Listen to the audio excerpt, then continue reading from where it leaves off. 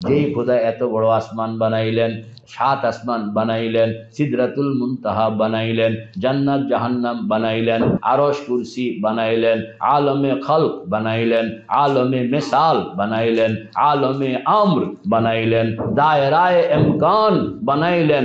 তিনি কত বড় হবেন, তিনি কত আমার বড়ত্বকে বোঝানোর জন্য, আমার মহানত্বকে বোঝানোর জন্য আমি এই সব পর্দা দিয়া আল্লাহু আকবার। সরাসরি তোমরা আমাকে, আমার দিকে তাকাইয়া আমাকে বুঝবা না, কারণ তোমরা হইলাম মুমকিন, আমি হইলাম ওয়াজিব। তোমরা হইলাম মুমকিন, আমি হইলাম ওয়াজিব। এই জন্য তোমরা সরাসরি আমাকে টাচ করতে পারবা না, তবে আমাকে অনুমান করণের জন্য, বুঝানোর জন্য আমি এই বড় বড় মাখলুক বানাইয়া তোমাদের সামনে শো করে রাখছি। মুশকিল হইল, এত বড় মাখলুক বানাইছে, এখন মানুষ এটারে খোদা মনে করে। মানুষ এটারে কি মনে করে?